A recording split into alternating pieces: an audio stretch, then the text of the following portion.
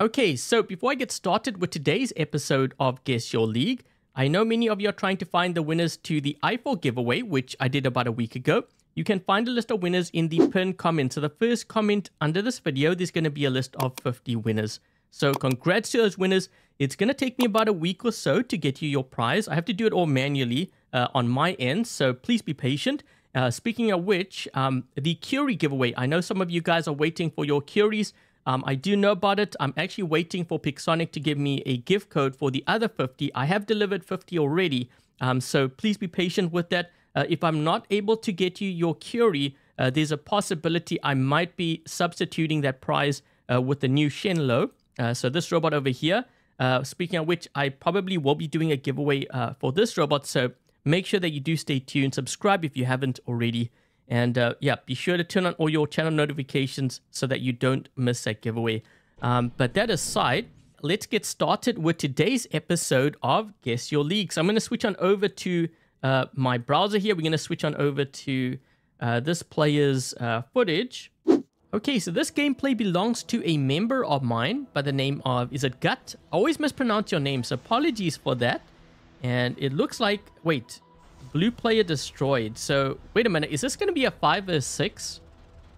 I'm looking at the player count. Okay, so it is 6 versus 6.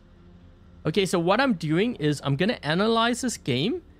And then afterwards, I'm going to go in and offer tips in terms of gameplay tips. You know, what Ghathn could have done differently or what I would have done instead. And also offering tips as far as his build. But also, I'm going to guess the league. Okay, so I requested that, you know, if he's going to show gameplay, don't show the hang-up or like profile stats. Also, don't show the score. And rather have me guess based on, you know, what's going on in the game and how that player plays. One thing I am noticing, red team is very passive. They have a lot of campers back there, and that alone is basically telling me that blue team is more likely to win this game. I would peg it at maybe 70% chance that they're going to win. Simply because red team has so many campers. Okay, so he spawned in with his shell on the left flank.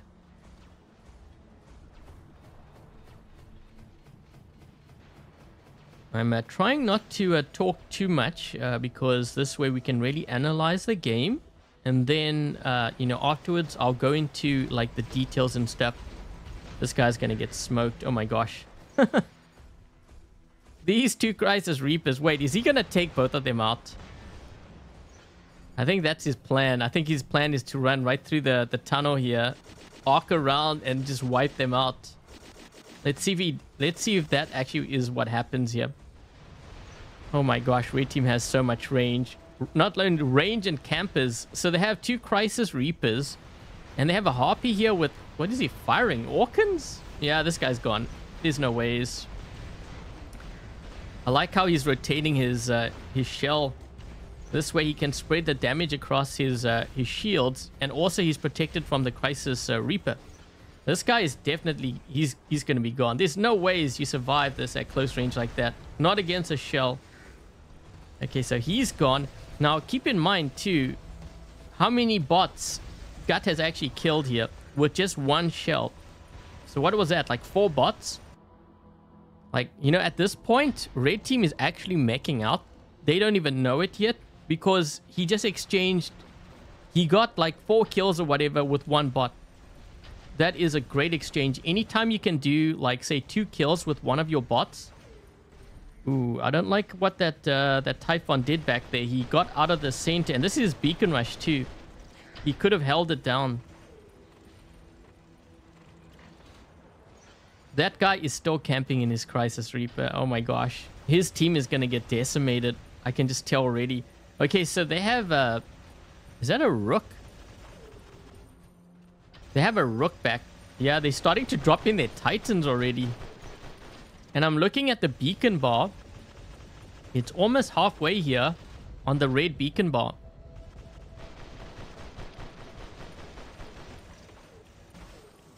Okay, I'm watching how red defends. Okay, so he moved off the beacon. You notice that? See if the other guy does it too.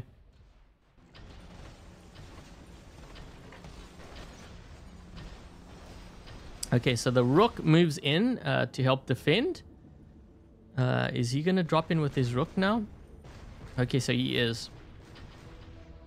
Okay, so I'm wondering, is he going to push the right flank to where that rook is and just keep on putting that pressure on? So far, I've only seen a rook and... Okay, so we see a rook and a Ming back there. I'm looking to see how many Titans red team has. Oh my gosh, this rook is just going to get destroyed. Probably that Ming too, right? That guy is still back there with his Crisis Reaper. My gosh, he's costing his team the game.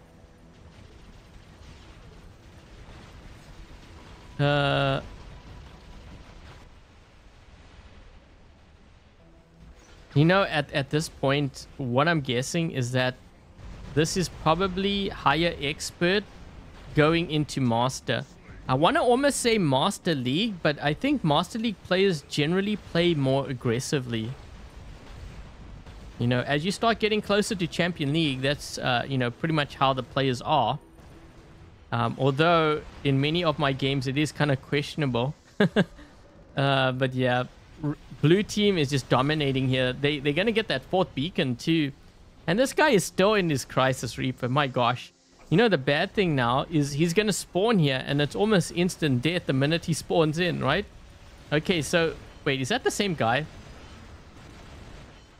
Okay, so we got an Apian, we got a Luchador, but you know what? At this point, red team doesn't even have a beacon. It's like pretty much game over. They would need like 5 beacons at this point. Look at what the, you know, blue team has done to red team's beacon bar. It has been totally destroyed.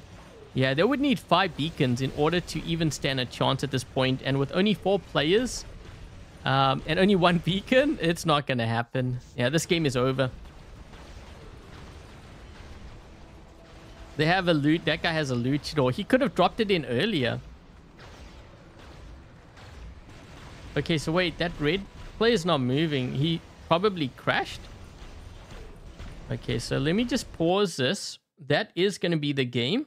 We're going to go back and we're going to start to analyze the gameplay. And I'm going to offer a couple of tips, what I would have done differently. And then I'm going to offer tips in terms of the hangar and stuff. And of course, guess Guts League. Okay, so I haven't actually run this kind of build in quite a while. So I'm not sure if this really performs that well. I guess, you know, for range, it's kind of good. I would have preferred like hammers or something myself. Okay, so we have one link's going to left. That's very good. And we have another link's going to center. That's really good. Red team's just sitting back there camping. They're basically giving blue team the center beacon for free on this map. The center beacon basically dictates who's going to win and who isn't. It is that important. So at this point, like 30 seconds in, this is when I guess that, you know, blue team's probably going to end up winning. Because red team has so many campers back there. Oh my gosh. And I'm not sure why this Imugi dropped in here. Imugi's not even a tank. He's just going to get smoked. Yep. Okay, so one thing I'm going to say here, I really actually like what blue team is doing, you know, stacking up in center like this, because now they know they have the advantage. What they can do at this point is actually push this right beacon, which is basically what they ended up doing, because they knew, you know, from how the red team were just sitting back and camping, you notice how there's a guy pushing this right flank. Oh, and I think I saw Dagon there too. Okay, so Gut decided to drop in on this left side, and he ran across the bridge.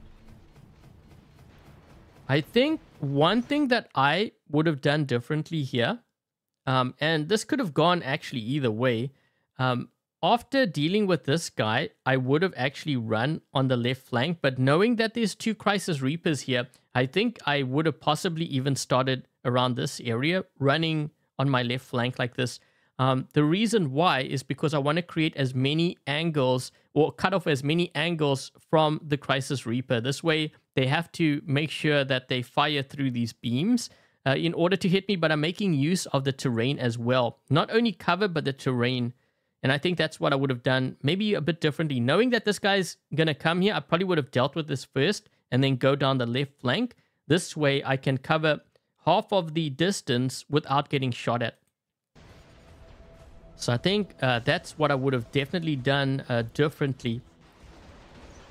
And you do see him make use of cover though, so that's good. So he took this guy out. And notice how he's staying close to these, barriers here. Like that guy tries to hit him, but he hits the barrier. Yeah, so I would have run this way because it would have been even harder for these guys to hit me. Yeah, this is just going to be a total disaster here. I knew from the start when he went through this tunnel and that guy was in a harpy. There's 3 guys camping. Okay, so he took this guy out. I actually really like this play here. The way he's rotating, this way he spreads that damage and, he protects himself from the Reapers.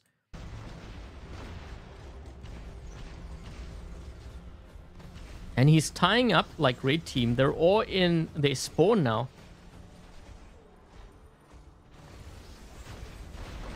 Yeah, he got rid of the one camper. There's multiple here now. Even the Scorpion, but when you're in their spawn like this, oh my gosh, that was such a good trade. So what did he kill? Like four bots for the price of 1? Totally worth it. Okay, so there's one thing that I'm going to mention over here. Because I noticed there is a Typhon. I think he had Weber or something. He had some sort of range build. When this guy pushed into center, watch what this Typhon does. This is something that he shouldn't have done. He should have stayed in center. I know it's sacrificing your bot, but if you hold down that beacon, your teammates can get in and help you. And also on top of that, because you would have saved the beacon, you can drop in with a tank and defend. So pay attention because that's really, really important, especially as you make your way up the leagues. So watch this Typhon. I think, is that Gauss?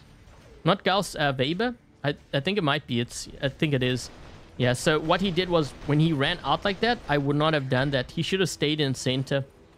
It is so important you protect your beacons. Okay, let's see what happens here. You know what Ghathn could have done differently? Maybe stay at the center.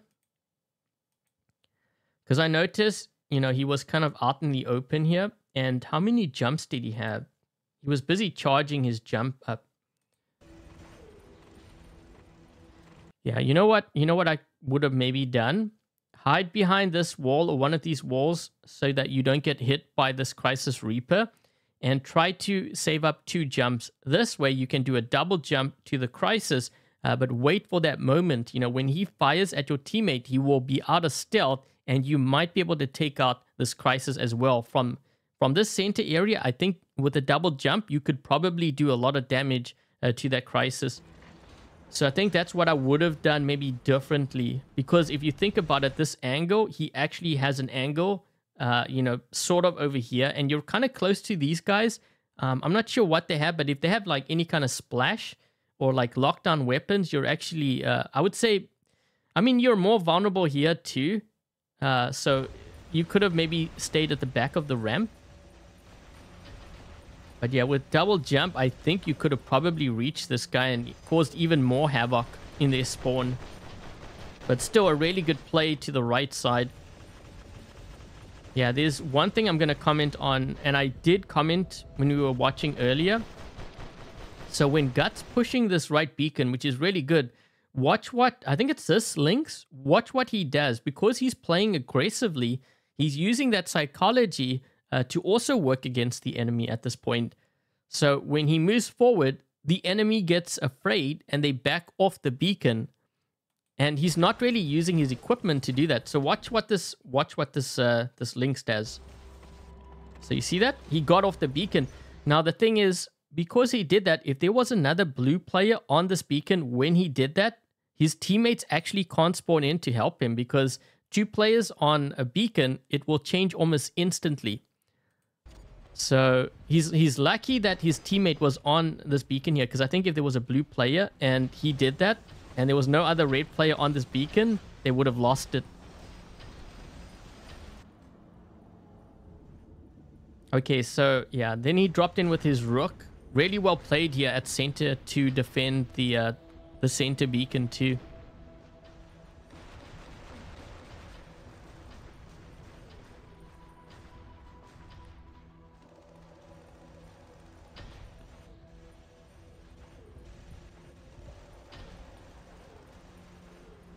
Yeah, I like this play, using the rook and just kind of defending center.